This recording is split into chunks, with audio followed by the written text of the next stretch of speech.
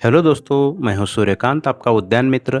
और endless nature इस मेरे यूट्यूब चैनल में मैं आप सभी दोस्तों का फिर से स्वागत करता हूं। इस वीडियो में आज हम जट्रोपा की एक सुंदर पत्तियों वाली वैरायटी, जिसमें बहुत से औषधीय गुणों के साथ कुछ विषाक्त तत्व भी पाए जाते हैं, उसके बारे में कुछ नई बातें जानने की कोशिश करेंगे। दोस्तों, इससे पहले जट्रोपा प्रजाति के 2 स्पीसीज के वीडियोस मैंने आपके साथ शेयर किए हैं, जैसे कि लाल जट्रोपा और जट्रोपा पोडाग्रिका। इस वीडियो में आज हम जट्रोपा की और एक सुंदर वैरायटी, जिसका वैज्ञानिक नाम जट्रोपा गॉस्पिफोलिया है, उसके बारे में कुछ नई बातें जानेंगे। दोस्तों, हमारी बागवानी में सजावटी उद्देश्य से लाया गया यह लाल बैंगनी पत्तियों वाला पौधा ज़्यादातर गमलों या कंटेनरों में उगाया जाने वाला पौधा है, लेकिन सिंगल पॉट से लेकर हेजेस या फिर बॉर्डर्स के रूप में भी हमारी बागवानी में इस पौधे को ग्रो किया जाता है। प्रादेशिक वितरण प्रणाली अनुसार इस पौधे के कई सामान्य नाम हैं, जैसे कि बेलियज बुश, कॉटन लीफ, फिजिक नट, पॉइजन नट, पेट दर्द झाड़ी, जंगली एरंडी, बदहजमी की झाड़ी, रतन जोत, जराक मेराह, सिबिड़ी गुआ, ऐसे बहुत से मल्टीपल नामों से इसे जाना पहचाना जाता है। दोस्तों, इस पौधे का हमारे भारत में एक परिचित सामान्य नाम है पेट दर्द झाड़ी, और इसे पेट दर्द झाड़ी क्यों कहते हैं, इसके बारे में हम वीडियो में आगे जानेंगे। यह जट्रोपा गॉस्पिफोलिया यूफोरबियासी या फिर स्पर्ज परिवार का फूलों की प्रजाति का एक पौधा है, और स्पर्ज परिवार में इन जट्रोपाज की दुनिया भर में लगभग 186 प्रजातियां पाई जाती है। मूल रूप से यह प्रजाति नई दुनिया की मूल निवासी है। नई और पुरानी दुनिया के बारे में तो आप जानते ही है।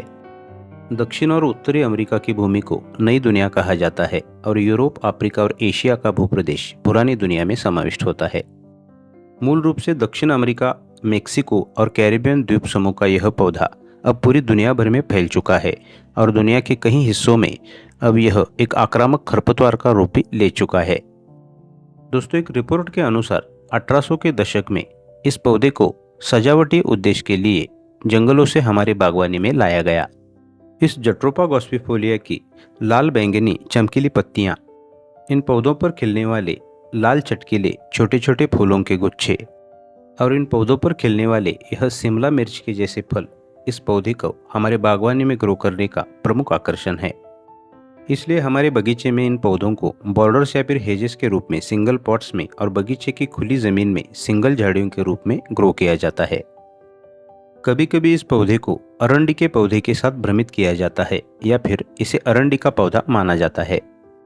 हालांकि अरंडी का पौधा भी इसी यूफोरबियासी फैमिली का सदस्य है, लेकिन अरंडी की पत्तियां इस तरह लगभग 6 से 7 लोब वाली होती है, और इस जट्रोपा गॉस्पिफोलिया की पत्तियां इस तरह ज़्यादातर 3 लोब वाली होती है। और अरंडी के फल भी इस जट्रोपा गॉस्पिफोलिया के फलों से बिल्कुल इस तरह अलग होते हैं। साथ में इस जट्रोपा गॉस्पिफोलिया को जट्रोपा कर्कस भी माना जाता है, लेकिन जट्रोपा कर्कस की पत्तियों का पैटर्न, उसके फल और उस पौधे का रहन सहन इस पौधे से बिल्कुल अलग है। पौधों की प्रजाति में अलग अलग पौधों का एक परिवार होता है, लेकिन हम इंसानों के परिवार में भी एक ही परिवार में अलग अलग सदस्यों का अलग अलग स्वभाव और गुण होते हैं। ठीक इसी तरह प्लांट स्पीसीज में भी होता है। इसलिए पूरी जानकारी के बिना एक पौधे को दूसरे पौधे के साथ जोड़ने से मूल पौधे के साथ गलत जानकारी जुड़ जाती है। दोस्तों, इस पेट दर्द झाड़ी की पत्तियां इस तरह लाल बैंगनी रंग की होती है। साथ में यह काफी चमकीली भी होती है। पत्तियों में इस तरह त्रिशूल के आकार की 3 पालियां या फिर लोब होते हैं। यह पत्तियां आकार में पोषण स्थिति अनुसार 3 से 5 इंच लंबी होती है, और लगभग उतनी ही चौड़ी भी होती है। पत्तियों की कड़ाओं पर या फिर पत्तियों की तनों पर इस तरह छोटे छोटे बाल या फिर ट्राइकोम होते हैं। धूप में इसकी लाल बैंगनी पत्तियां काफी चमकदार दिखाई देती है। प्राकृतिक वातावरण में और शुष्क मौसम में लगभग 12 से 15 फीट की ऊंचाई तक बढ़ने वाले इन झाड़ीनुमा पेड़ों की पत्तियां झड़ जाती है, और सिर्फ तना और टहनियां दिखाई देती है। हमारे प्लांट गैलरी में इन पौधों के कटिंग या प्रूनिंग की वजह से इनके बड़े और परिपक्व पेड़ नहीं दिखाई देते। दोस्तों, इस पेट दर्द झाड़ी के यह छोटे छोटे चटकीले लाल रंग के फूल गुच्छों में या फिर समूहों में खिलते हैं। दूसरी जट्रोपा प्रजातियों के फूलों की तुलना में यह फूल आकार में बहुत छोटे होते हैं। इन फूलों के दलपुंज में 5 पंखुड़ियां होती है, और फूलों का केंद्र इस तरह पीले रंग का होता है। इन फूलों में कोई भी स्मेल या फिर सुगंध नहीं होती, ज़्यादातर यह दिखावटी किस्म के फूल होते हैं। इन फूलों में नर और मादा फूल होते हैं और मादा फूलों की संख्या की तुलना में नर फूलों की संख्या सबसे ज़्यादा होती है। उष्णकटिबंधीय वातावरण में इन पौधों पर फूल और उसके बाद फल लगातार पूरे साल खिलते रहते हैं। इन फूलों का परागीकरण ज़्यादातर मधुमक्खियों द्वारा होता है और फूलों से नेक्टर या फिर मध चूसने के लिए मधुमक्खियाँ इन फूलों पर लगातार भिनभिनाती या फिर मंडराती रहती है। दोस्तों, अब हम चलते हैं इस जट्रोपा गॉस्पिफोलिया को पेट दर्द झाड़ी या फिर बदहजमी की झाड़ी क्यों कहा जाता है इस सवाल की तरफ। फूलों के बाद इस पौधे पर शिमला मिर्च जैसे चेरी के आकार के इस तरह के छोटे छोटे फल लगते हैं जो प्राकृतिक रूप में बेहद जहरीले होते हैं। इन फलों में कर्सिन नाम का एक जहरीला रसायन या फिर विषैला तत्व पाया जाता है। पौधों की दुनिया में कुछ पौधे अपने खुद के प्राकृतिक संरक्षण के लिए अपने बॉडी पार्ट्स में या फिर फलों में विषैले रसायन या फिर टॉक्स एब्लुमिन क्रिएट करते हैं, जिससे पौधों को खाने वाले मवेशी या फिर जंगली जानवर उनसे दूर रहे और ऐसी प्रजातियों का प्राकृतिक संरक्षण हो सके। साथ में इस पौधे की तनों और पत्तियों को काटने से उनमें से इस तरह का चिपचिपा रस या फिर लेटेक्स निकलता है और वह भी काफी विषाक्तता दिखाता है। और इसीलिए इस पौधे के फलों को खाने से या फिर इनकी पत्तियों को चबाने से हमारे पेट में बहुत दर्द होने लगता है। इसलिए कभी कभी अनजाने में इन फलों को खाने से भयंकर पेट दुखी, आंतों में सूजन, उल्टी या फिर हमारे मल या फिर विष्ठा से खून आना, कभी कभार उल्टी से भी खून निकलना, ऐसे लक्षण दिख सकते हैं। और इसीलिए इस पौधे को सामान्य रूप में पेट दर्द झाड़ी या फिर बदहजमी की झाड़ी कहा जाता है। साथ में एक रिपोर्ट के अनुसार इस पौधे की फल और पत्तियां खाने पर कुछ जानवरों की या फिर मवेशियों की मौत भी दर्ज की गई है। इसलिए हमारे बागवानी में इस पौधे को ग्रो करते समय हमें इसकी विषाक्तता का खास ध्यान रखना है। साथ में स्किन एलर्जी वाले लोगों में भी इस पौधे से निकलने वाले रस से त्वचा में जलन या फिर त्वचा में दाह हो सकता है। इस पौधे की फलों एवं पत्तियों में विषारी संयोग होने के कारण इनको खाने से या फिर इनके मौखिक संबंध से महिलाओं में गर्भपात जैसी समस्या भी हो सकती है। इस जट्रोपा गॉस्पिफोलिया के सूखे हुए फलों में 3 से 4 बीज होते हैं। यह फल पूरी तरह से सूखने के बाद इनके बीज काफी हल्के हो जाते हैं। प्राकृतिक आवास में इनके हल्के बीजों को ज्यादातर देसी चींटियों द्वारा फैलाया जाता है, क्योंकि चींटियां इन बीजों को भोजन के रूप में जमीन के अंदर अपने बिलों में इकट्ठा करती है और बारिश के मौसम में जैसे ही इन बीजों का गीली या फिर नम मिट्टी से संपर्क आता है, वैसे इनके नए अंकुर जमीन से उगने लगते हैं। इन बीजों में चींटियों को आकर्षित करने वाला शर्करा भंडार होता है, इसलिए चींटियां इनकी तरफ आकर्षित हो जाती है और खाद्य संग्रहण के तौर पर अपने बिलों में ले जाती है। इससे यह बीज अपने आप ही मिट्टी के अंदर चले जाते हैं और वर्षा ऋतु में अंकुरित होते हैं। दोस्तों, पेड़ पौधों के और उनके सहजीवन के ऐसे कई गूढ़ सिद्धांत हैं। इस सूक्ष्म अवलोकन से हमें कुदरत की स्वयंपूर्ण स्वयं विकासी व्यवस्था का एक दर्शन होता है। अपने बीजों में शर्करा का उत्पादन करना, चींटियों को बुलाना, अपने आप उनके माध्यम से अपनी नई पीढ़ी तैयार करने के लिए सुरक्षित तौर पर धरती की गोद में चले जाना और सही समय पर अंकुरित होना, यह बात हमें पौधों की खुद की समझ, प्राणी जगत के साथ सहजीवी संबंध और अपनी स्वयं विकासी व्यवस्था का एक दर्शन कराती है। हमारे सृष्टि जगत के ऐसे कई गूढ़ सिद्धांत एवं रहस्य खामोशी से निरंतर चलते रहते हैं। हमारे पास सिर्फ सूक्ष्म अवलोकन की दृष्टि चाहिए।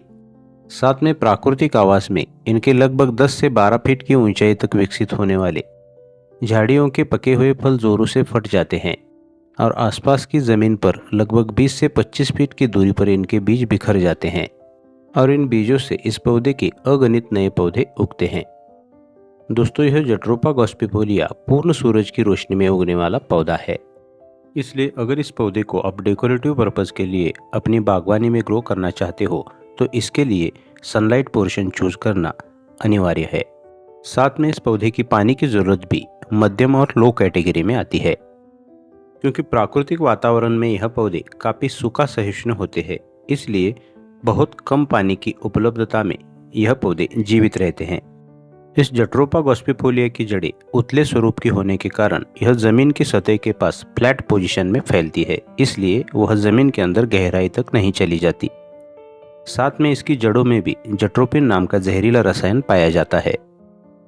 दोस्तों, प्राकृतिक एवं बाह्य रूप से इस पौधे के लगभग सभी अंगों में विषैले तत्व पाए जाते हैं, लेकिन कुछ प्रोसेस के अंतर्गत इस पौधे में कई मेडिसिनल प्रॉपर्टीज भी पाई जाती है। रिपोर्ट्स के अनुसार दुनिया के कुछ हिस्सों में लगभग 1800 के दशक से दुनिया के कुछ हिस्सों में इस पौधे का पारंपरिक औषधि चिकित्सा पद्धति में उपयोग किए जाने वाले दाखले मिलते हैं। जैसे कि बाह्य रूप से विषैले दिखाई देने वाली इन पत्तियों में सूजन रोधी या फिर रोगाणुरोधी गुण होते हैं। साथ में इस पौधे की जड़ों में, तनों में और टहनियों में रोगाणुरोधी और कीटकनाशक गुण भी पाए जाते हैं। साथ में इस पौधे के लेटेक्स में एवं पत्तियों के अर्क में एंटीसेप्टिक गुण भी पाए जाते हैं। इसलिए पारंपरिक चिकित्सा पद्धति में इस पौधे के पत्तियों के अर्क एवं लेटेक्स का उपयोग जख्मों एवं घाव भरने के लिए भी किया जाता है। साथ में बिच्छू या फिर सांप जैसे विषैले जानवरों के दंश पर भी। कुछ पारंपरिक चिकित्सा पद्धति में इनकी पत्तियों से निकाला गया अर्क या फिर इस पौधे से निकलने वाला सैप या फिर लेटेक्स का उपयोग औषधि के रूप में किया जाता है। साथ में इनके बीजों का उपयोग रेचक के रूप में भी किया जाता है। दोस्तों, ऐसी बहुत सी मेडिसिनल प्रॉपर्टीज के बावजूद भी इस पौधे में विषारी संयोग पाए जाते हैं। बाह्य रूप से यह पौधा जहरीला है, इसलिए पूरी जानकारी के बिना या फिर किसी डॉक्टर या किसी चिकित्सक के सलाह के बिना इस पौधे का किसी भी औषधि में प्रयोग करना बेहद घातक साबित हो सकता है। इस जट्रोपा गॉस्पिफोलिया के फलों एवं बीजों में लगभग 30 से 40% तेल पाया जाता है। इनके बीजों से निकलने वाले इस तेल में भी विषाक्तता पाई जाती है, लेकिन इस तेल को बायोडीजल में भी कन्वर्ट किया जा सकता है। भविष्य में इस पौधे को बायोडीजल के उत्पादन का एक संभावित स्रोत भी माना जाता है और इसीलिए इस पौधे को सामान्य तौर पर रतन ज्योति या फिर डीजल का पौधा भी कहा जाता है। दोस्तों, इन जट्रोपस के अधिकांश प्रजातियां उनके बाह्य अंगों की विषाक्तता के लिए जानी जाती है। इन पौधों पर लगने वाले फलों का खासकर बच्चों को ज़्यादा आकर्षण रहता है, इसलिए हमारी प्लांट गैलरी में इन पौधों को ग्रो करते समय कुछ खास बातों का हमें ध्यान रखना चाहिए। हालांकि कुदरत ने बनाए हुए हर पौधे हमारे लिए अनुकूल नहीं होते, लेकिन पौधों समेत सृष्टि के हर जीव के निर्माण के पीछे कुदरत के निर्माण और विकास की कुछ खास एवं मिस्टीरियस सोच छुपी होती है। दोस्तों, सजावटीय उद्देश्य के लिए हमारी बागवानी में लाया हुआ यह पौधा अब पूरी दुनिया भर में फैल चुका है। खुले वनों में, बंजर क्षेत्रों में, नदियों के तटीय इलाकों में या फिर सड़कों के किनारे यह पौधे एक आक्रामक खरपतवार का रूप ले लेते हैं। इन पौधों में अपने घने जंगल बनाने की क्षमता होती है, इसलिए इस पौधे को अब दुनिया भर के कुछ देशों में हानिकारक खरपतवार घोषित कर दिया है। ऑस्ट्रेलिया के क्वींसलैंड जैसे राज्यों में इस पौधे को द्वितीय श्रेणी में रखा गया है। इन पौधों को अपने ज़मीन से हटाने की सूचनाएं किसानों को दी गई है और इनके बीजों को बेचने पर पाबंदी लगाई गई है। कुछ क्षेत्रों में बेशुमार तादाद में खरपतवार के रूप में बढ़े हुए इस पौधे को नियंत्रण में लाने के लिए ड्रोन द्वारा या फिर हेलीकॉप्टर्स द्वारा खरपतवार नाशक दवा का छिड़काव किया जा रहा है। अच्छा, तो दोस्तों, अगले वीडियो में फिर मिलेंगे कुदरत का एक नया पौधा या फिर कुदरत के रहस्यों की कुछ नई जानकारी के साथ। Till then, good bye. Om Sai.